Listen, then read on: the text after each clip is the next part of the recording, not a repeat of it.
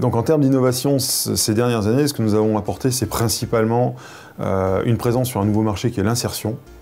Et là, on est parti de notre expérience du taraudage, notre connaissance de l'environnement sous presse, et donc on propose des solutions d'insertion de bagues en particulier, mais pas que.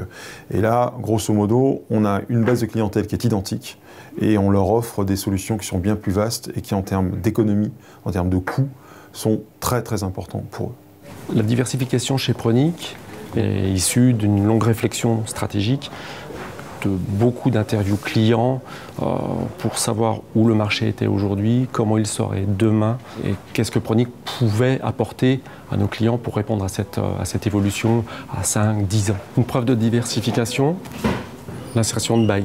Voilà, pièce d'insertion de bagues sur une pièce de siège automobile. Cette pièce-là, si elle n'est pas insérée sous presse, elle est insérée en manuel, donc on évite à nos clients une opération de reprise. Et cette opération de reprise coûte beaucoup, les volumes sont gigantesques et donc une vraie réduction de prix en intégrant cette fonctionnalité dans l'outil. Donc ça c'est un cas concret qui a été largement développé et qui aujourd'hui est présent dans pas mal de pays du monde. Et il y a maintenant 4 ans, nous avons mis sur le marché les premières têtes d'insertion de bagues, donc qui consistent, en même temps que d'autres opérations sous presse, à venir directement présenter une bague sur la tôle, et puis le cycle de presse vient venir nous la sertir directement sur la tôle. Cette pièce-là, c'est l'expertise de Pronic poussée à son plus grand paroxysme. Parce qu'en fait, cette pièce-ci représente 3 technologies différentes intégrées dans l'outil. Du taraudage, où une pièce comme celle-ci est taraudée 6 fois sur un seul coup de presse. De l'insertion de bagues, et l'insertion de 2 écrous en automatique. Et cette pièce, elle est faite x2 dans l'outil, puisqu'à chaque coup de presse, 2 pièces tombent finies de l'outil.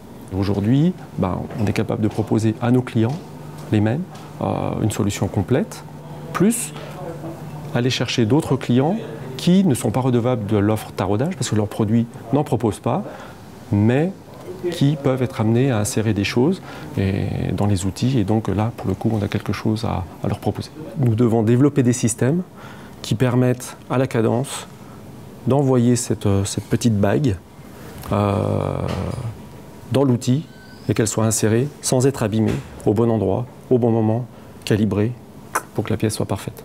Un autre exemple de diversification, cette pièce-ci, possédant 2 taraudages, va apparaître une fonctionnalité supplémentaire, à savoir l'insertion d'un rivet.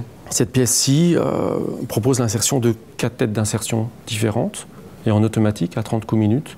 Un sujet comme celui-ci, où là on va insérer une rotule qui va être sertie sur la pièce découpée. Donc cette pièce est un petit coussinet en acier traité, dur. Et là le challenge c'est d'aller chercher une cadence. Dans un outil qui existait déjà, l'opération était déjà faite dans l'outil, ça ne marchait pas très bien.